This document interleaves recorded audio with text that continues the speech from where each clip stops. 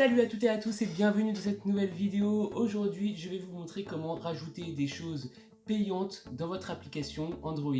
Vous allez voir, c'est pas hyper compliqué, il y a deux petites choses à savoir et ça va aller tout seul. Tout d'abord, il y a trois sortes de produits, les consumables, les non consumables et les abonnements. C'est quoi la différence?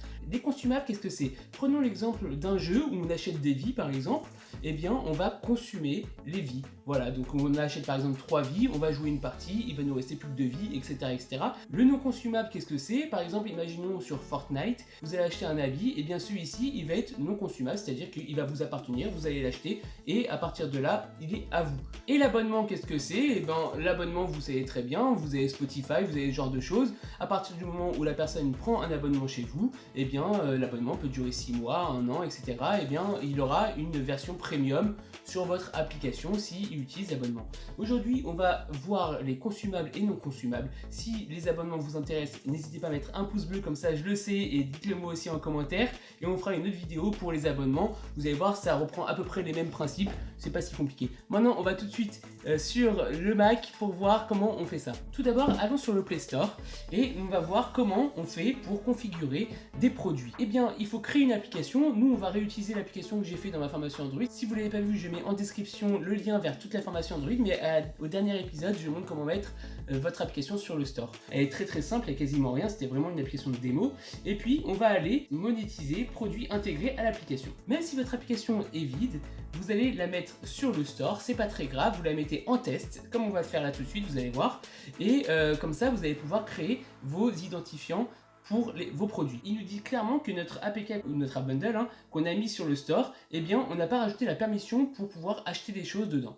Eh bien c'est pour ça que je vous dis, on va le faire ensemble, donc c'est comme si on repartait de zéro. Eh bien on va rajouter ici un APK, vous voyez, je clique dessus, et il est marqué en test fermé. Ça permet de ne pas le mettre en production, donc c'est juste pour vous, d'accord? C'est pour pouvoir créer vos identifiants de produits. Pour faire ça, il faut créer un APK. Allons sur Android Studio, je vais vous montrer les petites choses à rajouter dans votre application. Donc imaginez que vous venez juste de créer votre application est vide, d'accord? Vous allez sur votre Android Manifest, et tout là-haut, juste là, il va falloir ajouter une permission. Il y a marqué que l'utilisateur va donner sa permission pour pouvoir faire des achats dans l'application. Voilà, Billing. Ici, il faut juste pas oublier de mettre Use Permission Internet pour pouvoir se connecter à Internet. C'est tout bête, mais faut l'ajouter. Je vais vous montrer comment faire une mise à jour en même temps.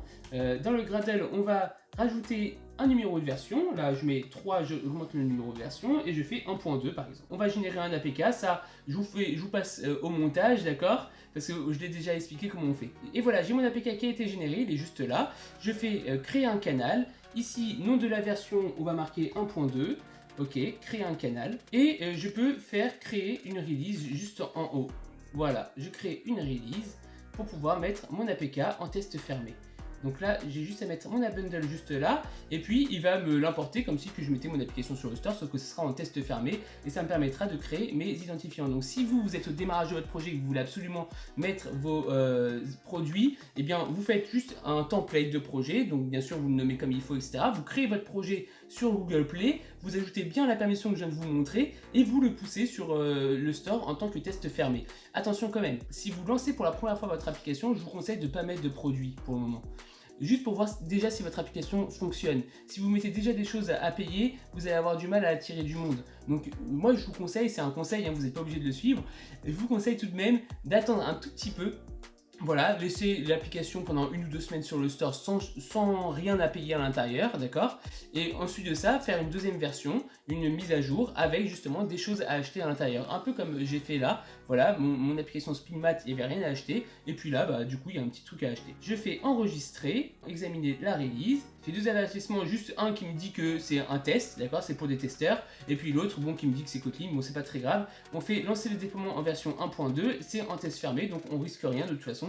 C'est vraiment que pour nous, c'est en test fermé, ça va pas être sur le store. J'ai mon application de la version 1.2 qui est sur le store. Et je vais pouvoir aller dans monétiser et cliquer sur produits intégrés à l'application. Et maintenant, il me propose que je puisse mettre des produits dans mon application. Donc là, on va créer un produit. Je vais juste cliquer sur créer un produit juste là et je mets un identifiant. Très important, l'identifiant, il doit commencer par un chiffre ou une lettre minuscule et ne peut contenir que des chiffres, des lettres minuscules, des traits de soulignement, donc c'est la barre vers le bas, et des points, d'accord? Donc c'est très important de respecter ça.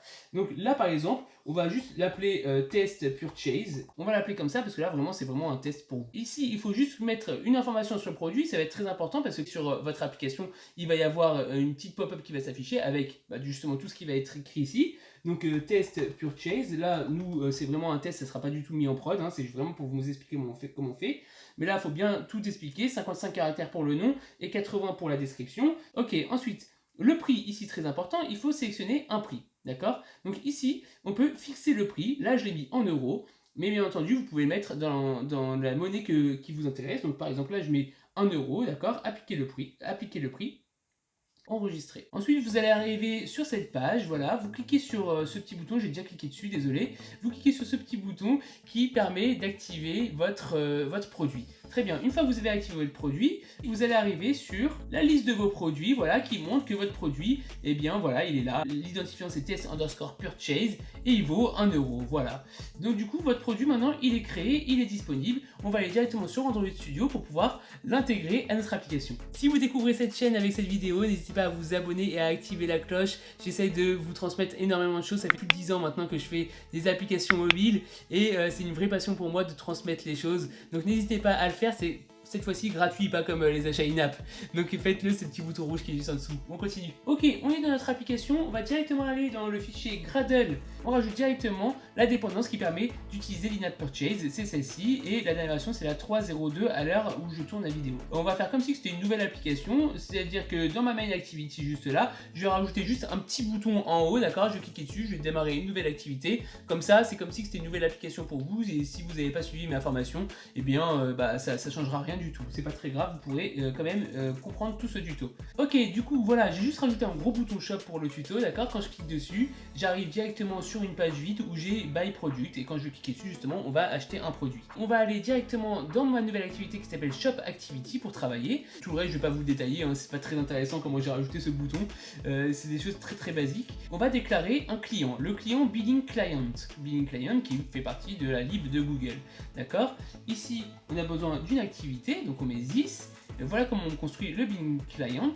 Ici je vais avoir besoin d'un listener, on va le mettre ici. Ok, on a deux choses. La première, c'est le client qui va permettre de communiquer avec Google pour pouvoir acheter des choses. J'ai aussi un listener qui va permettre de recevoir les informations de Google ici. Quand est-ce que du coup la personne a réussi à acheter quelque chose. C'est ici que ça va se passer, on mettra du code après. Maintenant dans le onCreate, juste là, on va se connecter avec Google pour dire voilà, ok, dans cette activité là, je vais vouloir faire des achats in-app. Donc du coup pour ça, on fait Billing Client, Start Connection, d'accord? Et puis à l'intérieur, on met juste un petit listener. On démarre une connexion avec Google, j'écoute justement la réponse de cette connexion. Si la réponse est terminée, je regarde si elle est OK. Si j'ai réussi à connecter avec Google, et bien à partir de là, je vais pouvoir proposer des achats dans mon application.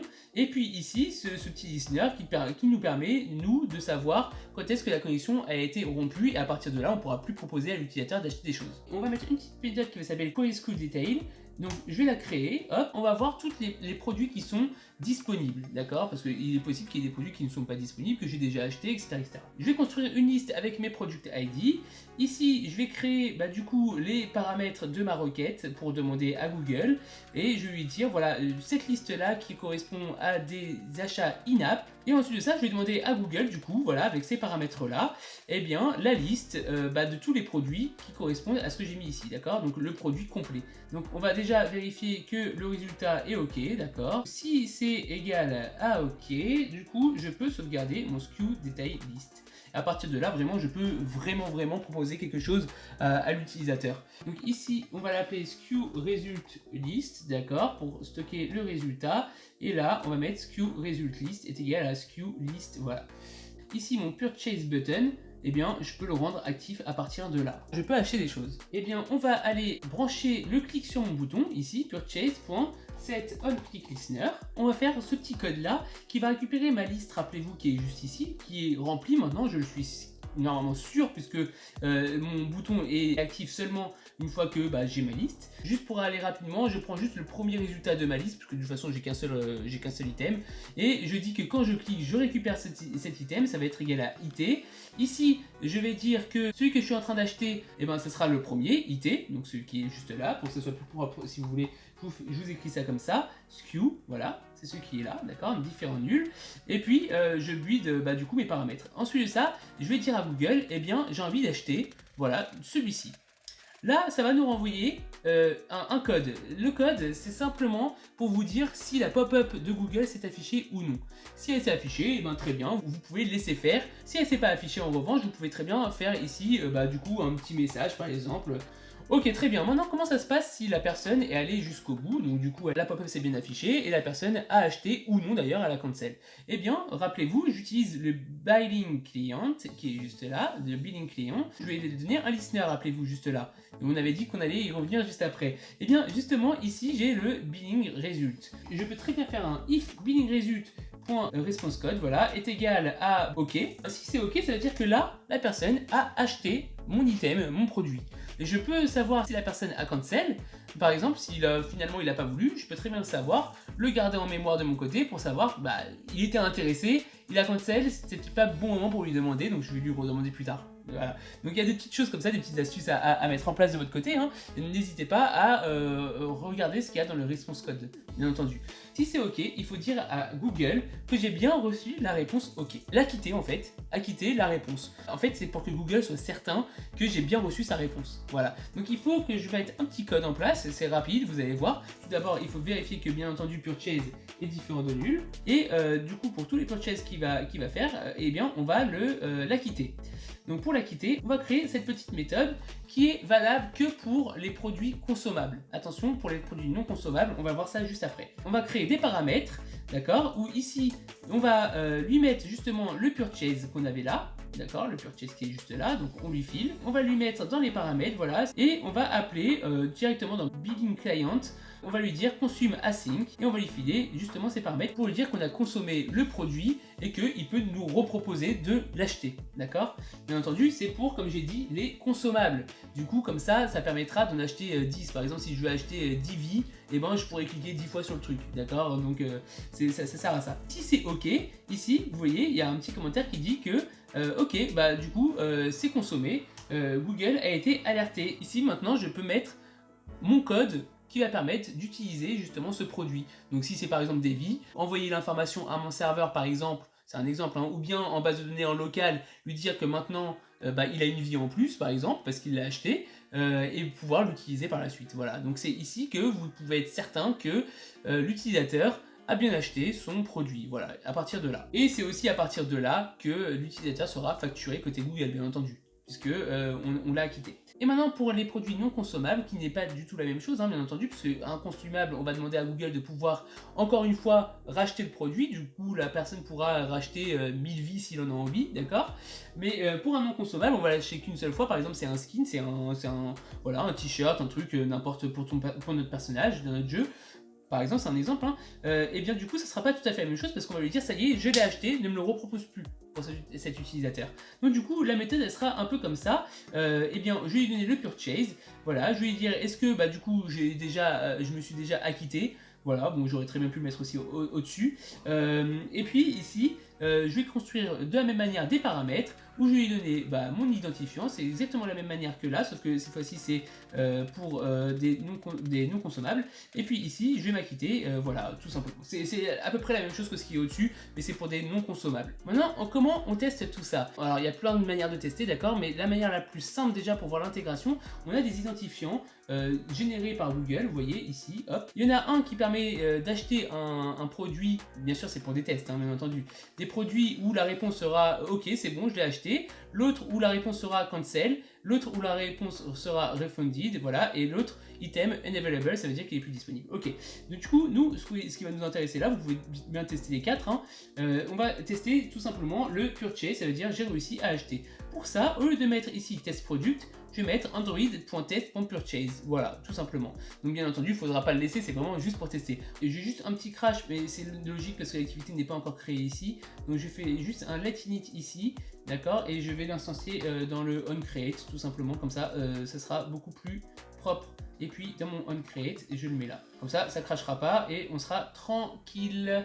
Un petit détail avant de commencer, il faut bien entendu aller sur le Google Play qui est juste là, dans votre émulateur si vous travaillez sur un émulateur, et se connecter, hein, bien entendu, sinon, parce qu'il a besoin des Play Services. Bon, ok, on est parti pour le test, on clique sur Shop, on fait Buy Product, et puis là, on a bien, voilà, il nous dit Sample Title qui vaut 99 centimes. Bon, ça c'est un exemple, hein, bien entendu, parce qu'on a dit qu'on mettait un exemple pour le moment. On clique sur Buy, et puis là, il me dit que paiement successful, c'est bon, c'est ok. Voilà, yes, always, wow, ok, voilà. Bah du coup, ça marche, voilà, on a réussi à payer. Et voilà, j'espère que cette vidéo vous a plu. On a vu maintenant comment intégrer des achats in-app sur notre application. Vous avez vu, c'est pas trop compliqué, il faut juste avoir la bonne méthode et rien rater, bien entendu. Là, je vous ai montré pour un seul item, un seul produit. Vous pouvez bien entendu en rajouter autant que vous voulez. Si vous voulez ajouter dans votre vue, par exemple, une liste de produits, et bien entendu, il va falloir la construire vous-même. Vous allez chercher tous vos product ID, d'accord? Vous savez de votre côté quel item vous voulez mettre dessus, quel design vous voulez mettre dessus sur votre application. C'est à vous de gérer tout ça, bien entendu. Voilà, là je vous ai vraiment montré les bases pour rajouter des achats in-app sur votre application. N'hésitez pas à mettre un pouce bleu si ça vous a plu. Abonnez-vous à la chaîne et activez la cloche parce qu'il y a encore plein d'autres vidéos qui arrivent, bien entendu. Allez, je vous dis à très vite. Ciao, ciao.